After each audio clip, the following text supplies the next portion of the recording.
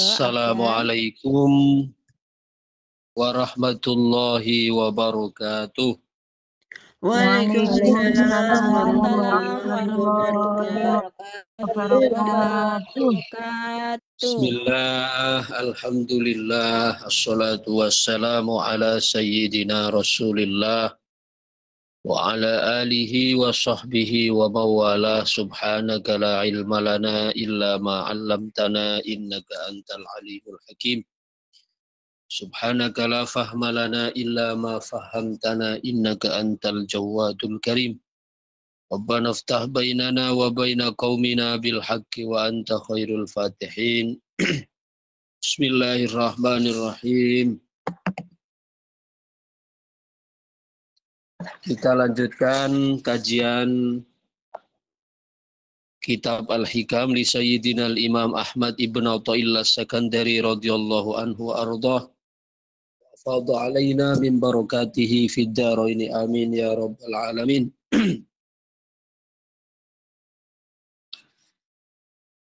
Kita masuk pada hikam 86. Qala radhiyallahu anhu la yukhrijuka anil wasfi illa syuhudul wasfi. La yukhrijuka anil wasfi illa syuhudul wasfi.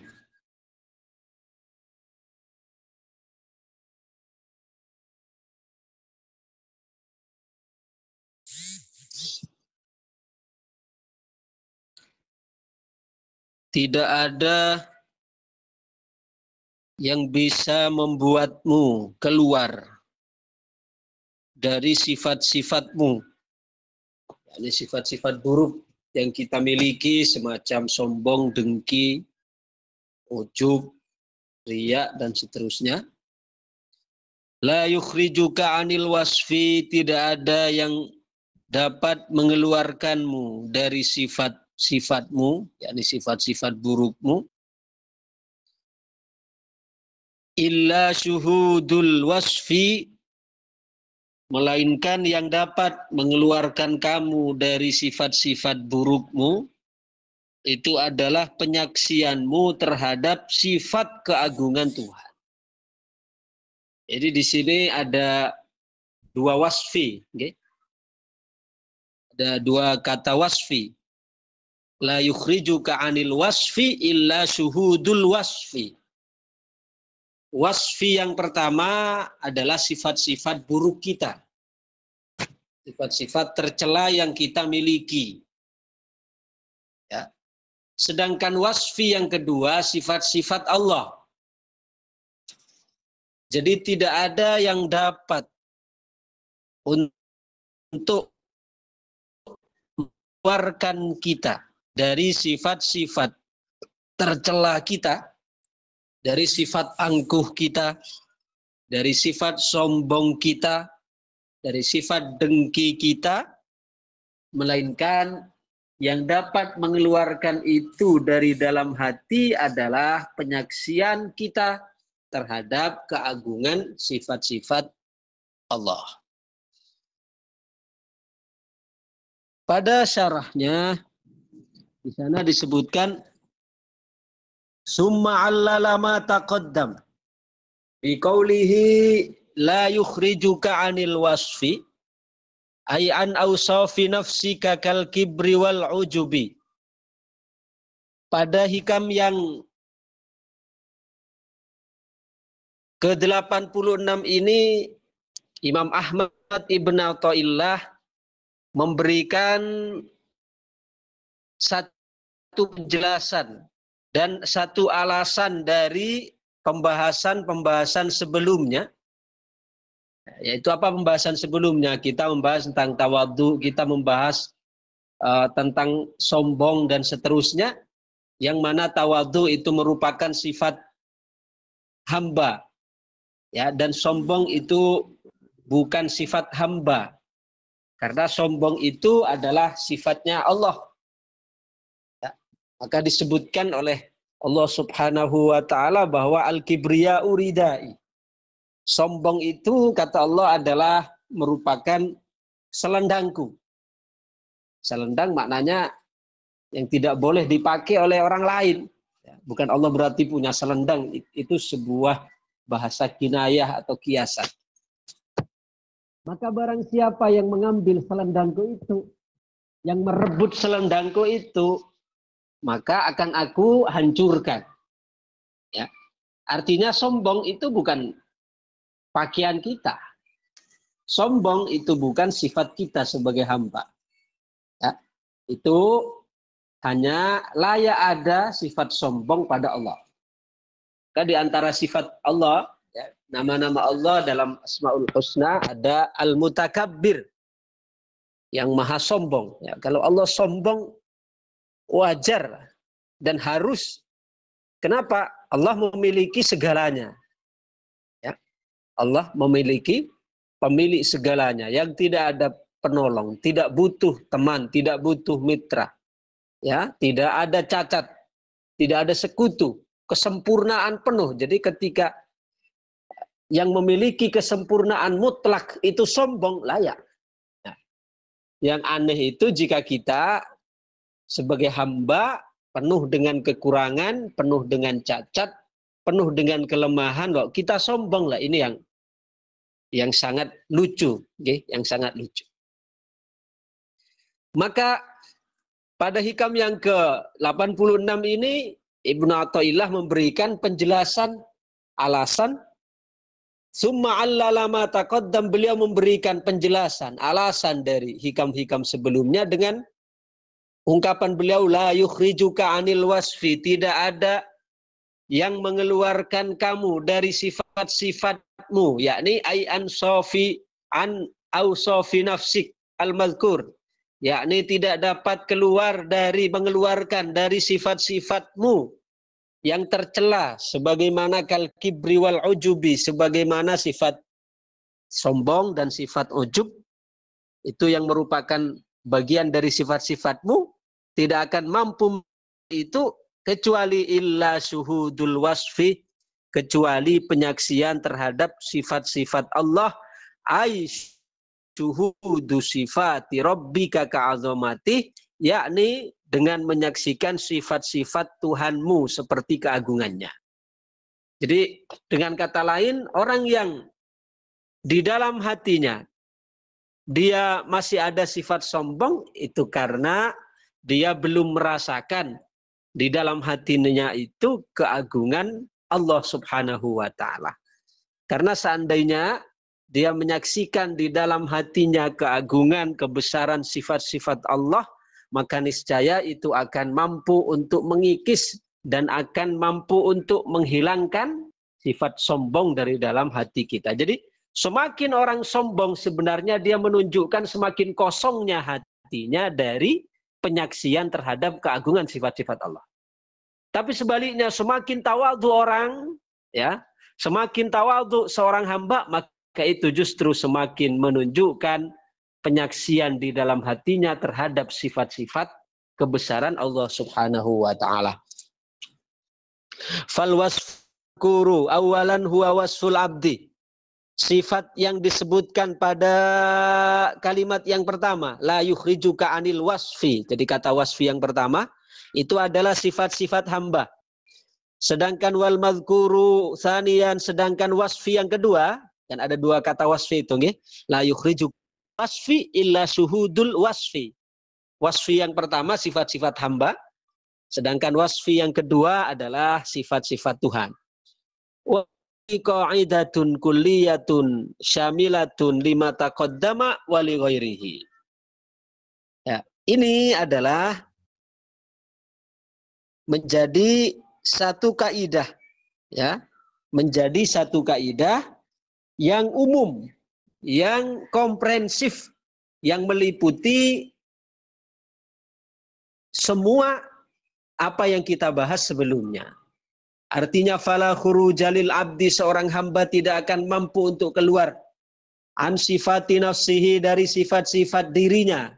Sifat ingin dipuji, sifat sombong, seorang hamba itu tidak akan dapat keluar dari sifat-sifat itu illa bisyuhudihi li sifati rabbih, melainkan setelah dia menyaksikan terhadap sifat-sifat Tuhannya. Faman syahida kibriya al-haqqi lam yabqa bihi kibrun. Barang siapa yang menyaksikan kesombongan Allah, artinya kebesaran Allah yang tidak tertandingi oleh apapun dan siapapun, maka dia akan lam yabqa bihi kibrun, maka tidak akan tersisa di dalam jiwa atau di dalam hati seorang hamba rasa sombong. Karena dia menyaksikan sombong itu hanya hak ada, hanya layak ada menjadi sebagai sifat Allah. Sedangkan sangat tidak layak untuk menjadi sifat kita sebagai hamba yang penuh dengan kekurangan dan kelemahan. Waman syahida ghinahu. Di antara contohnya barang siapa yang menyaksikan kekayaan Allah, bahwa Allah Maha Kaya. Lam yabqa lahu ghina, maka dia tidak akan menyaksikan dirinya sebagai orang yang kaya. Nah, artinya Allah adalah Al-Ghani dan Al-Mughni. Allah adalah Al-Ghani yang kaya, Al-Mughni yang memberi kekayaan. Nah, sehingga sekaya apapun seorang hamba, walaupun dia memiliki segalanya, tetap tidak layak untuk sombong. Karena dia tetaplah hamba yang memiliki sifat-sifat kelemahan, sifat-sifat lemah, sifat-sifat hina, sifat-sifat rendah. Waman syahida kudratahu, demikian juga contohnya barang siapa yang menyaksikan kekuasaan Allah. Allah Maha mampu untuk segalanya, Allah Maha kuasa.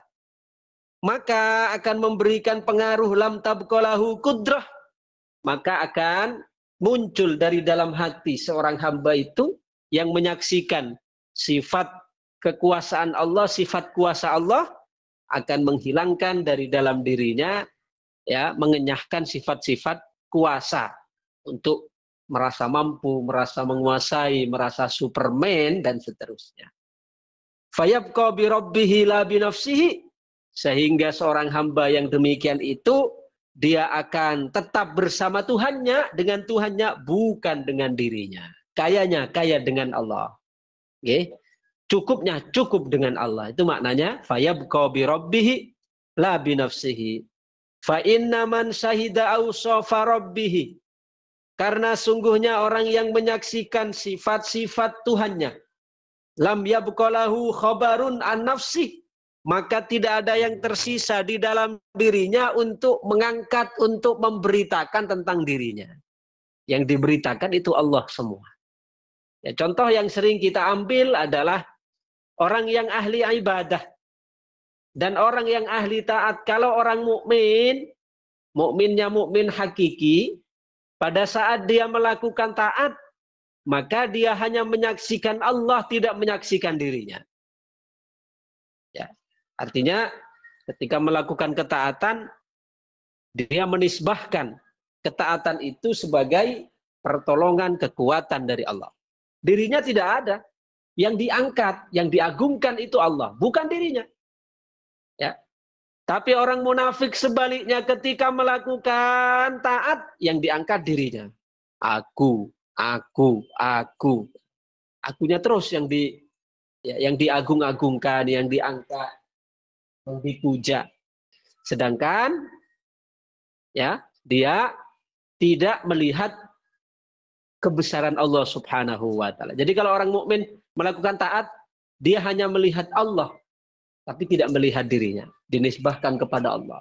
Ini adalah taufik, pertolongan dari Allah, ini adalah semata anugerah Allah. Itu orang yang beriman yang hakiki.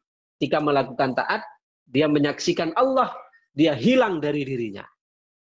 Tapi orang munafik sebaliknya, ketika melakukan taat, dia menyaksikan dirinya, Allahnya hilang. Dalam arti yang diangkat, yang dipuji, yang diagungkan, itu dirinya. Sedangkan dia lupa dari Allah Subhanahu wa taala. Yang dimaksud fa inna man syahida awsafa rabbih, sesungguhnya orang yang menyaksikan sifat-sifat Tuhannya, lam yabqa lahu khabarun an nafsih, maka dia tidak ada peluang untuk memberitakan tentang dirinya. Dirinya sudah tenggelam dalam keagungan Allah. Ketika beramal, beribadah, ya, yang dipuji Allah, dirinya tenggelam. Karena dia sudah menyaksikan anugerah Allah, peparing saking Allah, ya, kebaikan Allah. Baik, kita tambah satu lagi.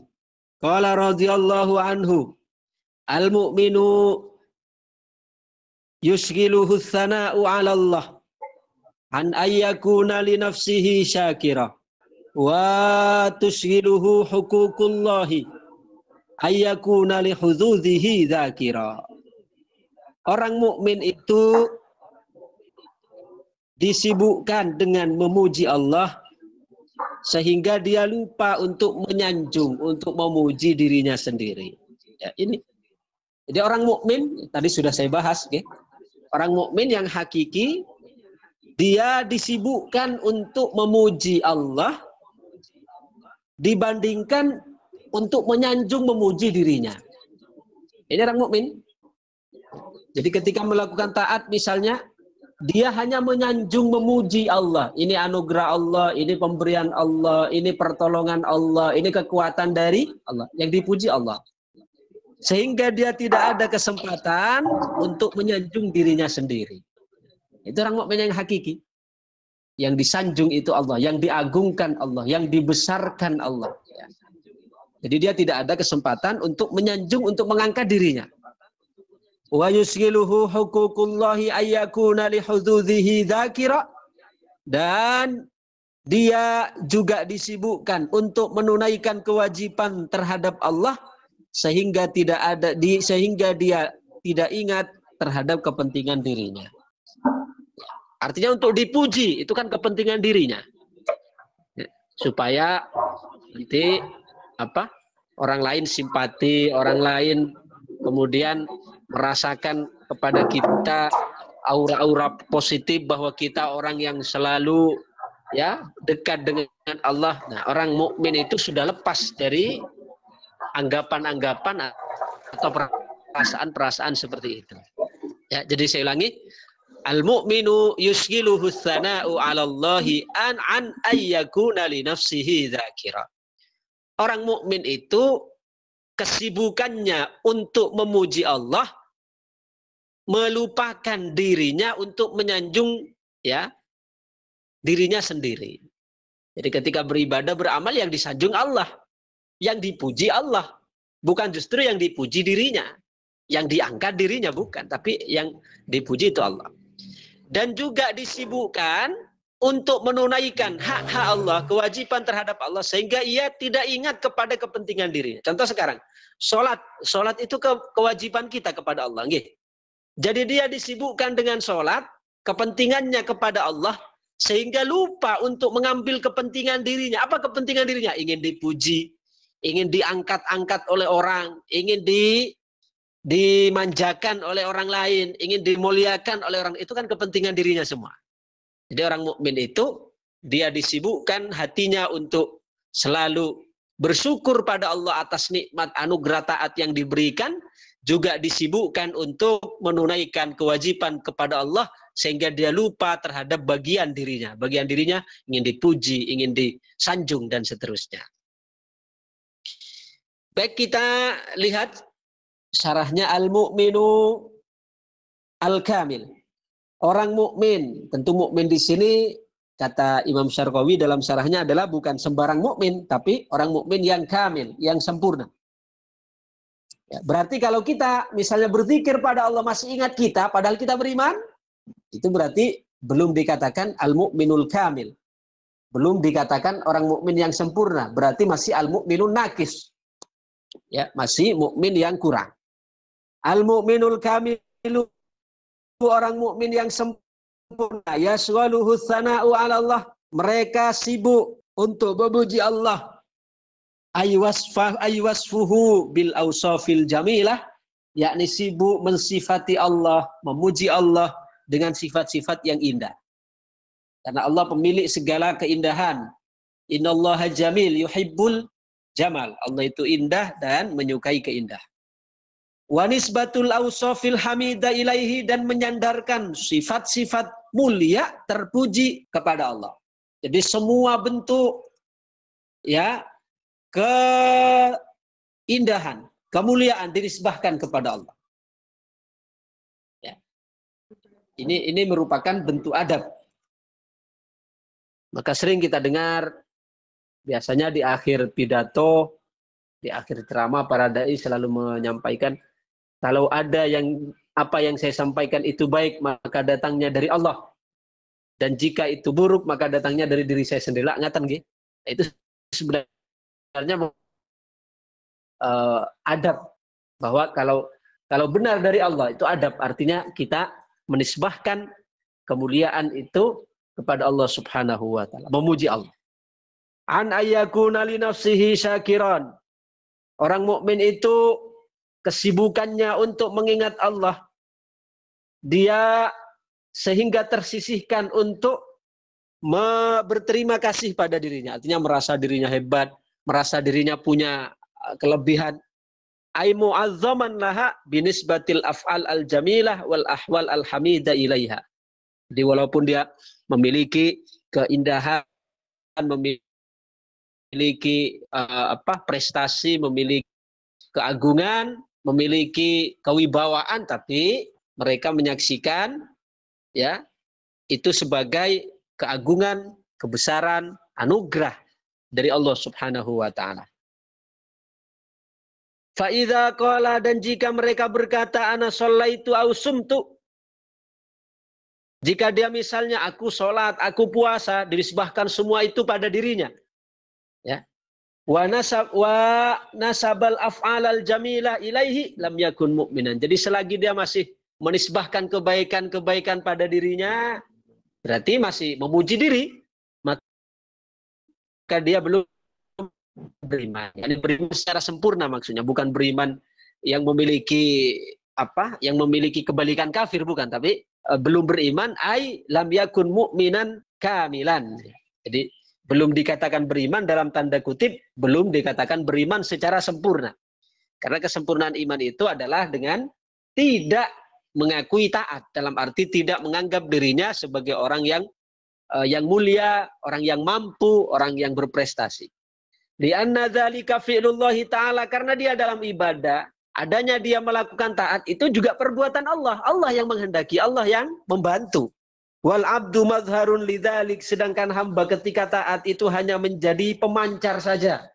Ya, hanya menjadi pemancar saja. Hanya Allah pancarkan saja ketaatan itu pada dirinya. Faqad zahara fihil fil fala makna lil istighali bisana 'alal mazhar, sehingga tidak ada artinya karena kita ketika melakukan ketaatan itu kita hanya sebagai tampilan saja. Ya, ibarat kipas angin. Ibarat kipas angin itu bisanya berputar karena ada energi listrik. Ya. Kan percuma sekarang kipas angin, kipasnya ada tapi listriknya mati. Atau listriknya tidak dicop. Ya percuma. Maka ketika saya memuji kipas angin itu harusnya yang dipuji itu kan bukan kipas anginnya. Karena kipas angin tanpa adanya listrik dia tidak akan punya fungsi apapun. Seorang hamba tanpa ada aliran pertolongan dari Allah, dia tidak akan bisa melakukan apa-apa dari ketaatan ini. Sebagaimana kipas tanpa dicolokkan atau tanpa dialiri aliran listrik, maka dia tidak akan memberikan gerak apapun pada kipas angin itu. Sehingga harusnya yang dipuji itu aliran listriknya, bukan kipasnya yang berputar. Karena tanpa aliran listrik, maka kipas itu tidak ada artinya apa-apa. Fasana'u fala makna lil istighali bisana'i 'alal mazhar 'anis sana'i 'alal fa'ilil mu'ti al-mannan. Maka tidak ada artinya ya kalau hanya memuji tampilannya saja tapi tidak memuji kepada sumbernya, ya, kepada generatornya, kepada penggeraknya.